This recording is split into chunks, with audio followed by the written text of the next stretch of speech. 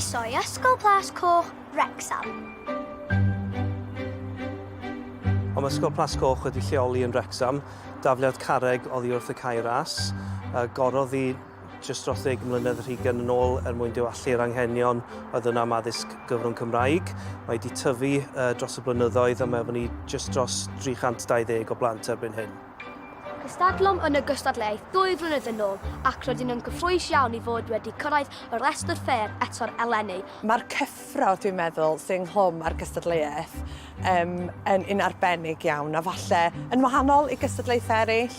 Oedd y disgyblion wrth i boddau yn recordio'r garol a wedyn yn aros i glywed os ydyn nhw wedi cyrraedd y rhestr fer. Enw ein carol eleni yw Clychau'r Nadolig. Wel, o'n i'n darllen cerdd Nadolig y plant gan Bethan Jones. Mae'r gerdd yn sôn am pa mor anodd ydy cyfnod y Nadolig i sawl plant dros y byd i gyd. Felly o'n i eisiau sgwennu carol le oedden ni'n meddwl am y pethau positif yn y byd. Felly rhyw daith drwy Gymru mewn ffordd ydy'r garol, fel bod ni'n gweld pa mor werthfawr ydy Cymru ac i ni fod yn ddiolchgar yn ystod cyfnod y Nadolig.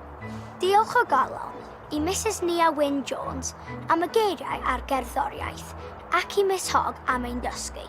Pa ffordd well i gloi yn blwyddyn ni na cystadlu unwaith eto yn y cystadleuaeth Carol yr Wyl. Mwynhewch ein garol a Nadolig llawen iawn i chi gyd.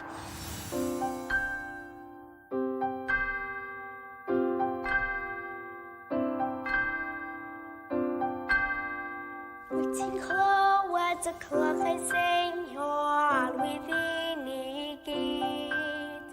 Clochau distlas i tywys ni a dwafan yn y cryd. Clochau llwyd sydd yn rhadu colla wedi'r hwyl o sbryd. Os na